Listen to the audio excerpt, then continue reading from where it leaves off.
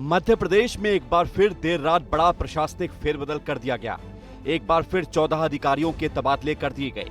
आपको बता दें कि मुख्यमंत्री डॉक्टर मोहन यादव ने पदभार ग्रहण करने के बाद प्रदेश में पहले भी बड़ी प्रशासनिक सर्जरी की थी, जिसमें जनवरी में 19 आईएएस अफसरों को बदला गया था। इसके बाद अब एक बार फिर बड़ा तबादला किया गया है, जिसमें कई आईएएस अफसरों को बदल दिया गया है। जिन आईएएस अफसरों के तबादले हुए हैं उनमें एसीएस स्तर के विनोद कुमार आदिम जाति अनुसंधान के संचालक बनाए गए हैं। जेएन कंसोटिया को महानिदेशक प्रशासन अकादमी की जिम्मेदारी मिली है। सुदाम खाड़े नए जनसंपर्क आयुक्त बनाए गए हैं। एम सेलवेंद्रन बने हैं किसान कल्याण एवं कृषि विभाग के सचिव। हरजिंदर सिंह होंगे राज्य शिक्षा केंद्र के संचालक। रश्मि अरुण शमी बनी खाद्य नागरिक आपूर्ति के प्रमुख सचिव। बाबू सिंह जमोद होंगे रीवा के संभाग आयुक्त। रघुराज बने एमआर तकनीकी कौशल शिक्षा विकास विभाग के सचिव। वहीं लगातार हो रहे अधिकारियों के तबादले को लेकर अब सियासत भी शुरू हो गई है और कांग्रेस प्रदेश सरकार को जमकर घेरती हुई नजर आई है। नेता प्रतिपक्ष उमंग सिंघार ने कहा कि ट्रांसफर का अधिकार सरकार को है, लेकिन जो भ्रष्टाचारी अधिकारी हैं, क्या उन्हें सरकार के आसपास रहना चाहिए? ये एक बड़ा सवाल है। देखिए, कोई भी अधिकारी यहाँ से वहाँ है, ठीक है, सरकार का अधिकार है, लेकिन जो भ्रष्टाचारी अधिकारी है, चाहे कई ऐसे लोग हैं जिनका मैं आपको विधानसभा में भी नाम बताऊंगा, क्या ऐसे लोगों को सरकार के आसपास रहना चाहिए? ये सरकार को खुद को मंथन करना चाहिए। ऐसा नहीं है कि मोहन सरकार ने पहली बार अधिकारियों के तबादले किए हों। इससे पहले भी जनवरी में बड़े पैमाने पर अफसरों के ट्रांसफर किए गए थे, लेकिन उस समय भी विपक्ष ट्रांसफर को लेकर सरकार को घेरने की कोशिश कर रहा था और इस बार भी तबादलों को लेकर सरकार पर विपक्ष सवाल उठा रहा है।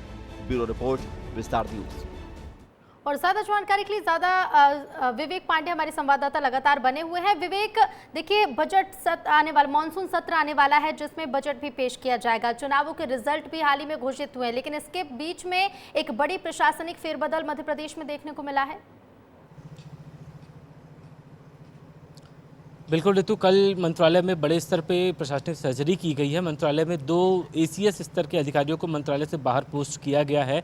सबसे बड़ी बात है विनोद कुमार और इसके अलावा जेएन कंसोटिया, ये दोनों ही बड़े अधिकारी थे, एसीएस थे और दोनों ही चीफ सेक्रेटरी की रेस में थे। इन दोनों को मंत्रालय से बाहर कर दिया है। फिलहाल मोहम्मद सुलेमान मंत्रालय में है। माना जा रहा है कि जुलाई में एक लिस्ट निकलेगी प्रशासनिक सर्जरी की, उसमें उनका भी नाम शामिल रहेगा। डीपीआर बनाए गए हैं सुदाम खाड़े, ग्वालियर संभाग के कमिश्नर थे, लेकिन अब मध्य प्रदेश जनसंपर्क के आयुक्त बनाए गए हैं। यह दूसरी बार है कि वो जनसंपर्क विभाग के आयुक्त बने हैं। इसके अलावा कई संभाग के कमिश्नर के भी तबादले किए गए हैं और प्रमुख सचिव और सचिव स्तर के तबादले किए गए हैं। जहां तक मेरी जानकारी में ऋतु है, तो पिछले 7 महीने के अंदर मोहन सरकार में करीब 190 से अधिक आईएएस और एसएएस स्तर के अधिकारियों के तबादले किए जा चुके हैं। लगभग 70% कलेक्टर बदले जा चुके हैं। एसपी का भी यही तरीका है, यानी कि मध्य प्रदेश में एक नई सिरे से नई जमावट बनाई जा रही है। और सबसे पहले तो जैसे ही आचार संहिता खत्म हुई तो मुख्यमंत्री मोहन सचिवालय ने अपने सचिवालय में अधिकारियों की पदस्थापना की। एसीएस राजेश राजौरा को वहां बनाया। इसके अलावा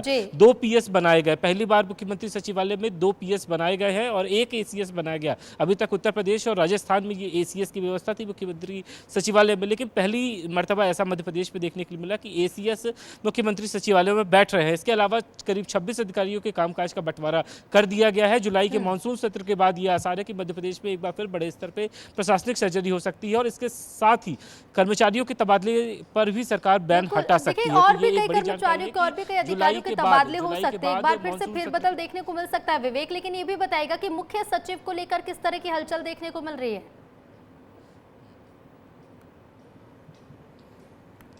ऋतु, अंदर खाने की खबर यह है कि सितंबर में वीरा राणा मौजूदा मुख्य सचिव हैं, उनका कार्यकाल खत्म होगा। फिलहाल वो एक्सटेंशन पे चल रही थी।